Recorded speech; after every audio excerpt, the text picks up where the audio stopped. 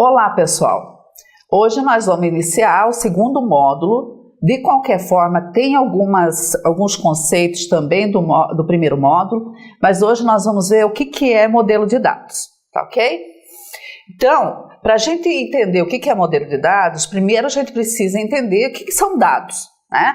Então, dados são fatos registrados de fenômenos sobre os quais obtemos informações no mundo real. Então, tudo que a gente for pensar em fazer para modelar dados, se nós formos modelar funcionário, nós precisamos de código do funcionário, nome do funcionário, né, o CPF do funcionário, são todos dados para descrever o funcionário, tá? Informações é o conhecimento que pode ser inferido dos dados. Então, se eu tenho dados registrados, se nós processarmos esses dados, nós vamos obter informações do mundo real, né? E registros dos dados. Veja que registro dos dados é um meio de comunicação. Quando a gente faz o registro em computador, a gente vai ter lá registrado os bits e todas as informações em computador. Se nós voltarmos lá na Idade da Pedra, claro que os dados eram registrados na pedra, né? Então, tem várias maneiras de registro dos dados. O que nós vamos trabalhar aqui é sobre tratar os dados e como nós podemos modelar esses dados para colocar em computador, tá? Mas o que é modelo de dados? É uma coleção de ferramentas para descrever dados e relacionamento entre os dados. Se nós pensarmos num controle acadêmico, nós precisamos de quê? Nós precisamos registrar o professor, nós precisamos registrar o aluno, né, as disciplinas, e nós vamos ter relacionamento entre essas informações. Se nós formos registrar, por exemplo, um aluno está matriculado numa turma de uma determinada disciplina, existe relacionamento entre esses dados. Então, o modelo de dados, ele permite formalmente registrar dados e os relacionamentos entre os dados. E semântica entre os dados. O que vem a ser semântica? Semântica, é você dar significado para os dados, né? Se nós vamos registrar o controle acadêmico, nós estamos dando o significado o relacionamento e os dados do controle acadêmico e tudo que precisa para registrar um controle acadêmico. E restrições de consistência de dados. Então, no modelo de dados, nós vamos fazer as restrições que são necessárias. Por exemplo, eu não posso matricular um aluno numa determinada disciplina se a disciplina ainda não existir. Eu não posso colocar um professor para lecionar uma determinada disciplina se a disciplina ainda não existir. Então, nós precisamos definir tudo isso para depois a gente estabelecer os dados, e o sistema gerenciador de banco de dados, ele vai trabalhar esses dados, né? Ele vai estar manipulando os dados e vai estar gerenciando e retornando a informação que se necessita. Por exemplo, se eu faço um modelo de dados de uma aplicação tipo controle acadêmico, quais são as informações que eu quero obter do controle acadêmico? Eu quero saber quais os alunos que estão matriculados numa disciplina, quais as disciplinas que um professor dá, qual é o histórico escolar do aluno, quais disciplinas que ele já cursou, qual que ela vai cursar. Então, são todos dados que você precisa registrar visando a informação que você quer obter, tá? Então, de todos os modelos de dados existentes, existem vários modelos. Tem modelo entidade e relacionamento, que nós vamos conhecer na sequência da disciplina, onde o modelo entidade e relacionamento, ele permite você modelar conceitualmente os dados. Você vai definir quais são as entidades que você precisa, quais os dados que essas entidades quais são os atributos dessas entidades, quais os relacionamentos que existem. Você vai pensar só conceitualmente, você não vai pensar ainda como vai estar armazenado no computador, só em termos conceituais. Aí tem os outros modelos, que são modelos mais recentes, que é modelo orientado a objeto, semântico e funcional. Se nós fôssemos implementar em um desses modelos aí, nós poderíamos fazer a modelagem conceitual no modelo entidade e relacionamento e mapear para estes modelos. Eu sugiro que vocês leiam no material existente na plataforma e mesmo em livros que estão como referência, se aprofundar um pouquinho mais nesses modelos, mas esses modelos não farão parte aqui do escopo dessa disciplina, tá? E temos modelos lógicos baseados em registros. Quais seriam eles? Modelo relacional, rede e hierárquico.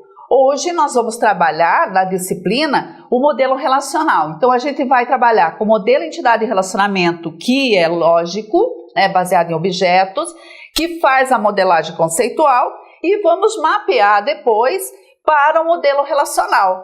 Nós vamos entender quais são os conceitos do modelo relacional e vamos trazer do modelo entidade e relacionamento e passar para o modelo relacional. É a mesma coisa que você estiver projetando uma aplicação. Você faz o projeto conceitual no modelo entidade e relacionamento e depois você mapeia para o modelo relacional. Se você está mapeando ou se você está modelando no conceitual o controle acadêmico, a semântica desse controle acadêmico, que é o significado dos dados num determinado modelo, ele corresponde ao mesmo significado no modelo relacional. Por quê? Porque você vai mapear, você vai usar conceitos do modelo entidade e relacionamento para modelar a aplicação de controle acadêmico e depois você mapeia para os conceitos do modelo relacional e você implementa daí no modelo relacional, tá ok? Continuando, então o modelo de dados, ele permite o quê? Transformar os aspectos do mundo real em um modelo de dados formal. Então, se eu estou trabalhando com o modelo entidade de relacionamento ou modelo relacional, eu pego as informações que me interessam do mundo real, modelo nesses modelos, que é um modelo formal, né? E implemento em computador. Então, eu posso extrair as informações do mundo real de forma informal e depois modelar segundo os modelos. Principais modelos existentes, o genérico, que é o entidade de relacionamento, por que ele é considerado genérico? Porque você pode fazer a modelagem conceitual de qualquer aplicação, mas a implementação em um SGBD pode ser feito segundo vários outros modelos, ou modelo entidade, ou modelo relacional, ou modelo orientado a objeto, ou modelo objeto relacional, ou qualquer outro modelo, tá? E aí nós temos os específicos, que é relacionais e orientado a objeto. Aí, relacional é mais para automação comercial, hoje é o que mais se usa no mercado. Quais são os componentes também de um modelo de dados? Nós temos uma coleção de tipos de objetos, né? Que são blocos básicos de construção de modelos, que são as estruturas. Quando eu vou criar a nossa aplicação, eu preciso saber, por exemplo, se eu vou criar lá funcionário e ele é identificado pelo RG, eu tenho que dizer qual é o tipo de dado daquele RG, se é um numérico, se é caractere, qual é o tipo daquele campo, né? Exemplos nós temos, no caso do modelo relacional, nós temos relações e temos o domínio que pertence nessas relações. Temos uma coleção de operadores, né? Que é um meio de manipular e atualizar os tipos de objetos, e temos a álgebra relacional, que eu sugiro que vocês também vai ter material na plataforma que fale sobre a álgebra relacional, para vocês terem a parte de formalização matemática do modelo relacional. Então, o modelo relacional ele foi criado todo em cima da álgebra relacional, que é um modelo matemático. Então, é formalmente criado o modelo relacional em cima da álgebra relacional. Uma coleção de regras de integridade, né, restringe o conjunto de estados válidos e o tipo de objetos. Isso é uma regra, é uma restrição de integridade. Qual é o exemplo? Valores de chave primária devem ser únicos e não nulos. Por exemplo, vocês são acadêmicos, vocês têm um RA, um registro acadêmico. Não existe dois acadêmicos que tenham o mesmo RA. Quando a gente cria um banco de dados e a gente cria lá a tabela acadêmico, nós vamos dizer que o RA é uma chave primária. Ela sendo uma chave primária, ela tem que ser única e não nula. Com isso, nós garantimos que duas pessoas, dois acadêmicos não possuam o mesmo RA. Mesma coisa, por exemplo, contribuinte do imposto de renda. Não existem duas pessoas que tenham o mesmo CPF, ok? Então, o modelo de dados tem estruturas, né, que representam atributos cujos valores são interpretações de objetos do mundo real e suas propriedades. Então, quando eu coloco aqui idade, quantidade, número de equipamentos, eu estou dizendo que cada um desses atributos, eles pertencem a um domínio dos inteiros. O que eu estou dizendo com isso? Eu estou dizendo que a idade, ela não pode ser diferente de um inteiro. Então, se eu tenho uma idade, ela pertence ao conjunto dos inteiros. O que é o conjunto dos inteiros? É números, sem casas decimais. Por exemplo, eu não poderia colocar uma idade 10,5, ou é 10, ou é 20, ou é 30, porque eu defini o domínio a que pertence esses atributos, tá ok? Nós temos também operações, certo? Que especificam uma ação. O que é para ser feito? É para acessar? É para inserir? É para remover? É para atualizar? Então, essas operações são em cima de uma linguagem que é em cima de um modelo. Se eu vou extrair informações do banco de dados, eu utilizo uma linguagem que é implementada em cima de um modelo relacional.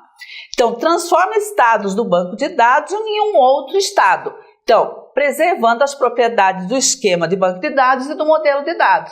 Então, quando nós projetamos um controle acadêmico, criamos lá todas as estruturas, nós vamos manipular todas essas estruturas, nós vamos ter que criar, né? Vamos criar todas as tabelas, vamos criar todos os campos, vamos dizer a que domínio pertence esses campos, e vamos estar colocando numa base de dados. E a manipulação, ela vai transformar um estado para outro estado. Se eu tenho um estado que tinha lá um determinado acadêmico, eu incluo mais uma informação, eu tenho um outro estado desse banco de dados. Eu tenho restrições por razões semânticas, de integridade e tipos básicos. Quando é por razões semânticas, permite que o esquema reflita mais precisamente as situações do mundo real. Eu estou representando na minha base de dados o mundo real. E ele tem que significar o que está no mundo real, o que me interessa representar no computador. De integridade, permite que o SGBD restrinja os estados possíveis do banco de dados àqueles que respondem às restrições. Se eu digo que um determinado acadêmico é do sexo feminino e eu tenho o campo sexo, ele pode ser sexo, pode ser F ou M. Então eu posso representar no minha base de dados, definir a integridade lá, que não pode ter nenhum sexo diferente de F ou M, tá? E os tipos básicos podem ser os inerentes e os explícitos. Os inerentes é parte integral da estrutura do modelo, conjuntos, relações, ausência de duplicidade e ordem, porque quando eu defino que um determinado campo ele é uma chave primária, eu estou dizendo que não vai existir duplicidade também, né? E tem os explícitos que expressam regras para determinados estados válidos dos bancos, que envolve aspectos dinâmicos. Eu posso ter operações que são executadas em tempo de execução, tá? Então, o ciclo de desenvolvimento de aplicação de banco de dados, de sistemas de banco de dados que envolve toda a estrutura de um banco de dados, envolve a investigação dos dados, a modelagem dos dados. Então, na investigação dos dados, vocês vão estar levantando com o seu usuário o que se precisa saber para registrar os dados em computador, visando a recuperação desses dados, ou a recuperação da informação que eu estou querendo, né? Então, imagina o seguinte, eu vou fazer um sistema de controle acadêmico, eu faço a investigação de quais os dados que eu preciso representar, visando a informação que eu quero obter, depois eu faço uma modelagem de dados no modelo formal, né? Uso modelagem, entidade e relacionamento aqui, depois eu projeto isso e posso fazer o mapeamento para ou modelagem relacional, depois eu posso implementar num sistema gerenciador de banco de dados e depois eu posso fazer o monitoramento e manutenção desses dados. Se existir qualquer dúvida em cada um desses passos aqui, a gente tem que voltar e fazer o processo todo novamente, tá? Então, o trabalho excepcional de alguém que vai projetar uma aplicação de banco de dados é ele ter a consciência de fazer um levantamento bem feito quando você vai fazer a investigação dos dados. Vejam aqui o modelo entidade e relacionamento. Veja, eu tenho uma doença aqui, né?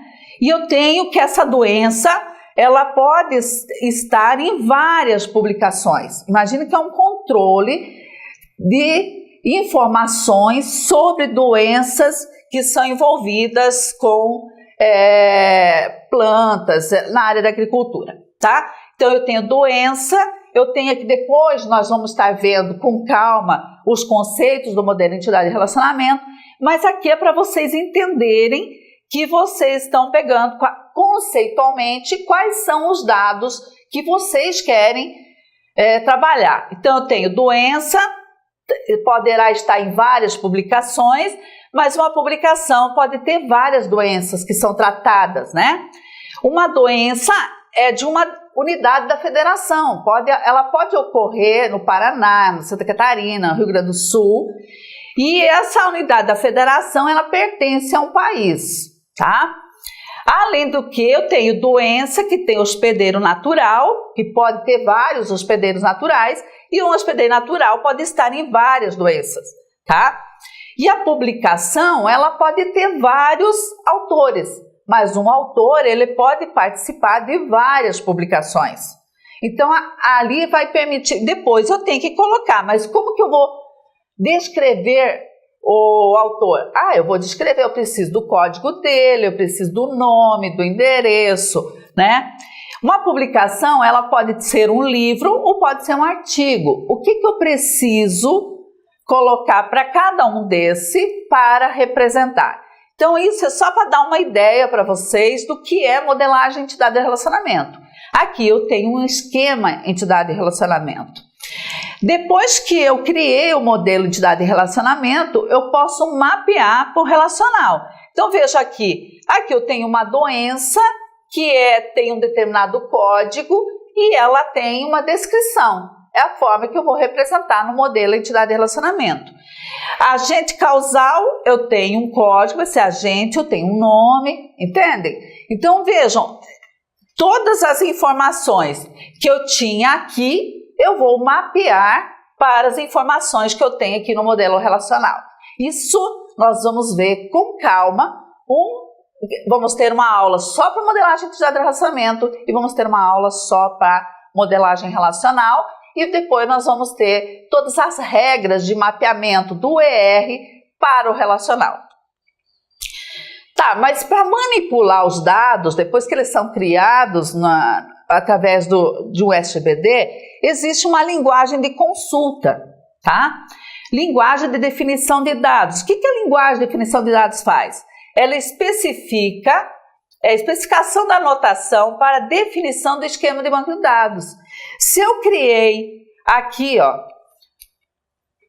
todas as tabelas, quando eu vou para cá, eu vou fazer o quê? Eu vou criar essas estruturas no sistema gerenciador de banco de dados, tá? Para fazer isso no sistema gerenciador de banco de dados, existem lá operações que faz a compilação, que vai verificar que o que você está colocando ali, a sintaxe está correta, por exemplo. Então, veja, o compilador DDL gera um conjunto de tabelas armazenadas em um dicionário de dados. Por quê? Você vai criar uma tabela, vai criar os campos dessa tabela, tudo isso vai para um dicionário de dados que vai estar lá especificado. O código do funcionário é um campo numérico, né? Quem foi que criou essas tabelas foi o usuário tal lá do banco de dados. Então, todas essas informações vão estar registradas num dicionário de dados. E esses dicionários de dados contêm metadados, que são os dados que descrevem outros dados. Por exemplo, o RG da gente tem informações que descreve cada um de nós. Pois então, lá no computador, no armazenamento dos dados, eu vou ter lá uma tabela que está descrevendo como que eu posso representar por exemplo, o acadêmico, tá certo? E o armazenamento de dados e a linguagem de definição são tipos especiais de DDL, no qual as estruturas de armazenamento e os métodos de acesso usados pelo SGBD são especificados. Então, é neste momento da linguagem de definição de dados que eu estou criando todas as estruturas do banco em computador, tá? Mas eu tenho também a linguagem de manipulação de dados. O que a linguagem de manipulação de dados faz? É uma linguagem para acesso e manipulação dos dados organizados em um modelo de dados apropriado. Então, eu posso fazer inserção de dados, eu posso atualizar os dados que estão lá dentro, né? E existem duas classes de linguagem, a procedural e a não procedural. A procedural, o usuário especifica quais dados estão requeridos e como recuperar esses dados. Já a não procedural, o usuário especifica quais dados são requeridos sem especificar o que vai ser recuperado, tá bom? Mas existem gerenciamentos de transações. Quando vocês vão num banco, por exemplo, quando vocês colocam o cartão, pode acontecer o quê? Você coloca o cartão, vai ter que colocar a sua senha lá. Alguém, algum dia, fez uma modelagem do banco pensando em todas as informações que são colocadas, né? Se uma operação, você coloca ali o cartão e deu um problema no meio e você estava querendo tirar ali R$100, o que vai acontecer? O sistema gerenciador de banco de dados, ele tem que voltar ao estado anterior do banco. Ele não pode registrar que foi tirado R$100 e não foi tirado, e na verdade não foi tirado. Ele tem que continuar lá com R$100. Se o carinha não saiu com o dinheiro na mão, não é verdade? Então, uma transação é uma coleção de operações que realiza uma função lógica e uma aplicação do banco de dados. Então, uma transação bancária é o melhor exemplo de gerenciamento de transações. Então, o componente de gerenciamento de transações, ele assegura que o banco de dados fique consistente, resolvendo falhas de sistemas ou falhas de transações. Então, se acontecer um problema lá no meio da transação, o SGBD faz com que é o que trata do gerenciamento de transações, volta ao estado consistente e está tudo certo no banco de dados, tá?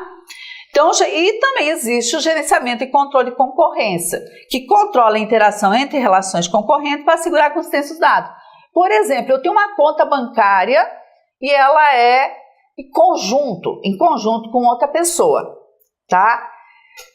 Se as duas pessoas forem no banco ao mesmo tempo ou em caixas diferentes, que não seja permitido que as duas tirem R$100, sendo que só existia R$100 na conta, entende? O gerenciamento o sistema gerenciador de banco de dados, ele permite você controlar as transações, ter lá as suas propriedades e, além disso, assegurar o controle de concorrência, tá? O gerenciamento de armazenamento, é um modo do programa que provê uma interface entre os dados de baixo nível armazenados no banco de dados e os programas de aplicação e consultas submetidas pelo sistema. Quando vocês estiverem modelando, vocês criam toda a estrutura, mas o sistema gerenciador de banco de dados, ele vai ter uma interface entre a entrada dos dados e aonde os dados vão estar armazenados e a forma de armazenamento. A forma de armazenamento é diferente da forma que vocês veem, entende? Então, o gerenciador de armazenamento é responsável pela seguinte tarefa: a interação com o gerenciador de arquivos, porque nós temos o gerenciamento dos dados e nós vamos incluir esses dados dentro de uma estrutura criada para esses dados. Vai permitir o armazenamento, recuperação e atualização eficiente dos dados, tá certo? O administrador de banco de dados, para fazer o tratamento de todas essas informações, o administrador de banco de dados, ele que coordena todas as atividades do SGBD. É ele que vai estar controlando, tá? Ele vai ter um entendimento ótimo das necessidades e recursos das informações da empresa. Imagine esses sistemas que nós temos hoje no Brasil, por exemplo, sistema bancário. Vocês já imaginaram se a gente não tivesse um sistema informatizado de banco, como seriam as coisas? Seriam totalmente diferentes. Então, só que o administrador de banco de dados, ele tem que estar verificando se a questão da performance, o desempenho do banco, se tem ocorrendo algum problema, ele que vai estar interagindo com o sistema gerenciador de banco de dados para que as coisas ocorram de forma normal. Imagina a seguinte situação, precisa ser feito um processamento. Ele pode agendar que esse processamento seja feito, por exemplo, de madrugada, quando algumas operações não são tão frequentes, que ocorrem no horário comercial. Então, as funções do DBA, o administrador de banco de dados, é definir os esquemas. Então, ele pega o modelo entidade de relacionamento, cria o esquema entidade de relacionamento. Ele pega o esquema entidade de relacionamento, mapeia para o esquema relacional. Depois, ele define isso no sistema gerenciador de banco de dados, que pode ser o Oracle, pode ser o PostgreSQL, pode ser... Tem vários SGBDs relacionais. Define a estrutura de armazenamento e os métodos de acesso. Modifica esquemas e organização física. Ele pode modificar alguma característica física do seu sistema para que tenha uma performance melhor. Fornece autorização de acesso ao sistema. Por exemplo, se vocês forem no banco, vocês têm acesso para quê? Para fazer retirada, para fazer consultas ou para fazer depósitos. Só que o gerente do banco, ele pode ter outras situações, ele pode verificar todos os seus usuários, quais os valores que tem esses usuários, entende? Cada usuário, ele consegue ter uma determinada... Vai ter ali autorização para algumas coisas. Os usuários finais, eles podem ter autorização só para consultar. Agora, vai ter lá o administrador de banco de dados que pode estar fazendo outras operações. Então, o administrador de banco de dados, ele que fornece quais são as autorizações que o usuário tem para aquela determinada aplicação. Especificar as restrições de integridade. Por exemplo, eu quero saber, o RA tem que ser único e não nulo, então tem que ser uma chave primária. Eu preciso que o meu CPF seja único também. Eu não quero que 2 usuários tenham o mesmo CPF, então eu tenho que criar índice para isso, entende? Então, todas essas características de especificar as restrições é feito pelo administrador de banco de dados. E ele vai monitorar o desempenho e as respostas às trocas de requisitos. Se acontecer algum problema, ele vai estar ali para resolver, tá? Existem outros usuários de banco de dados. Então, eu tenho usuários diferenciados, como os usuários, eles são diferenciados de que forma que eles interagem com o banco de dados. Então, eu tenho programadores de aplicação, que interagem com o sistema através de chamadas da linguagem de manipulação de dados. Eu tenho os usuários sofisticados, que formam requisitos da linguagem. Então, é aquele que cria o banco de dados, aquele que cria estruturas importantes, aquele que cria comandos SQL que serão importantes ali, né, da linguagem de banco de dados. E eu tenho usuários especializados que escrevem aplicações de banco de dados especializadas que não são tratados em um ambiente de processamento de dados tradicional. O ambiente Oracle, por exemplo, tem toda uma estrutura lá para manipulação por usuários especializados. E usuários navegantes são todos nós, né? Você que vai no banco para retirar dados, você é um usuário navegante, não invocam os programas de aplicação que têm sido escritos previamente. Quando você vai lá no banco e você entra com o teu cartão lá, existe uma aplicação já criada lá. E é isso que você vai fazer, né? Você vai estar acessando o banco de dados via a aplicação que foi criada. E aqui tem uma visão geral do SGBD, onde se comporta todos os usuários. Veja, usuário interface dos aplicativos, que seriam usuários navegantes aqui, o programador, que vai trabalhar com os programas de aplicação, os especialistas, que fazem consulta, o administrador de banco de dados, que vai estar tratando com o esquema de banco de dados, esquema de entidade de relacionamento, esquema relacional. E aqui eu tenho toda a estrutura do banco, de processamento do banco. Os programas de aplicação, o pré-compilador, que vai verificar se a sintaxe do teu comando está correta.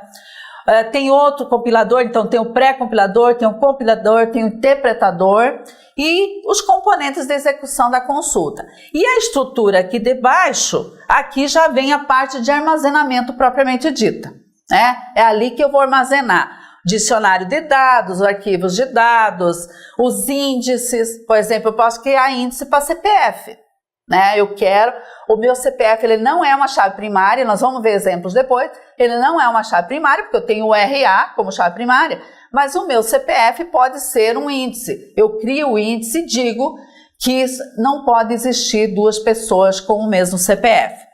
E os dados estatísticos também, de quanto foram acessadas, informações, podem estar tudo referenciadas ali. E aqui eu tenho o gerenciador de transações, de arquivos, gerenciamento de buffer, que vão estar manipulando todo o SGBD. Essas estruturas aqui é só para vocês saberem como que funciona um SGBD, tá? Mas vocês vão estar trabalhando na criação da aplicação para depois ser manipulada e criada pelo sistema gerenciador de banco de dados. Então, gente, nós terminamos esses slides. Quero enfatizar um aspecto para vocês. Muito do que nós vimos nesses slides aqui, nós também faz parte também da unidade 1. Tá? Então aqui vocês podem estar lendo no livro texto, tanto a unidade 1 como a unidade 2, que tem algumas informações aqui.